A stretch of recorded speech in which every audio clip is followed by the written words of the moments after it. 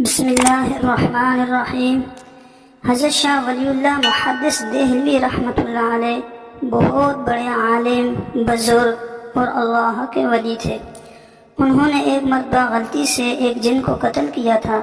یہ واقعہ کچھ اس طرح ہے کہ ایک بار حضرت شاہ صاحب رحمۃ اللہ علیہ اپنے حجرے میں بیٹھے تھے، کچھ تصنیف کر رہے تھے کہ اچانک دیکھتے ہیں باہر سے ایک سانپ آیا۔ حضرت نے 3 مرتبہ سانپ کو بولا کہ چلا جا۔ سانپ نہیں گیا تو حضرت نے اس کو پر مارا جو ان کے ہاتھ میں تھا۔ پر جا کے سانپ کے سر میں لگا اور وہیں گھس گیا۔ حضرت اٹھے کہ اپنا پر نکالوں، دیکھا تو سانپ غائب ہے۔ کافی دیر ڈھونڈا، سانپ نہیں ملا۔ حضرت آ کر اپنی مسند پر بیٹھ کے اتنے میں دیکھتے ہیں کہ 2 شخص پولیس کی وردی میں آئے اور کہنے لگے حضرت آپ کو ہمارے بادشاہ سلامت طلب کر رہے ہیں۔ تو حضرت شاہ صاحب رحمۃ اللہ علیہ نے فرمایا کہ وہ مجھے کیوں طلب کر رہے ہیں اور وہ مجھ فقیر کو کیوں طلب کریں گے؟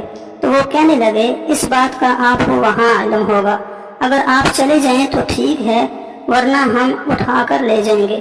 حضرت شاہ صاحب رحمۃ اللہ علیہ اٹھ کھڑے ہوئے تو وہ ان کو دہلی سے باہر پہاڑ گنج کی طرف لے گئے۔ وہاں جا کر ایک غار کے پاس کھڑے ہو کر کہنے لگے اس غار میں داخل ہو جائیں۔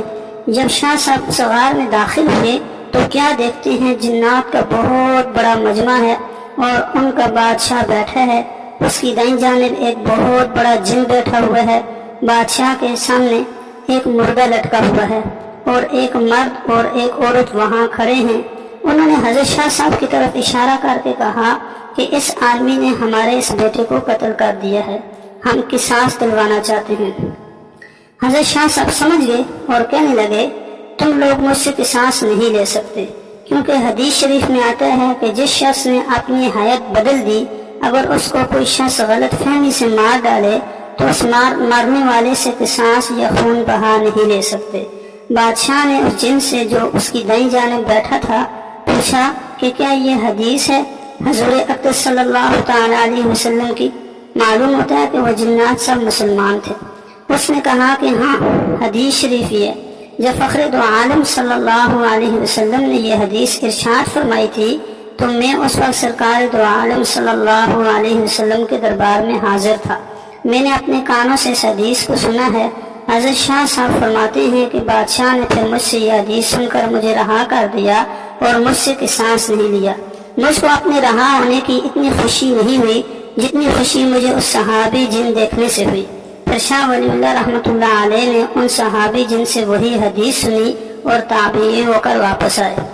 مولانا سید احمد رضا بجنوری صاحب مرتب ملفوظات انور شاہ کشمیری فرماتے ہیں کہ یہ حدیث شریف ہمیں ترمذی شریف کے درس میں حضرت علامہ محدث انور شاہ کشمیری رحمۃ اللہ علیہ نے سنائی تھی کہ اس جن کا نام شاہ ہورش تھا۔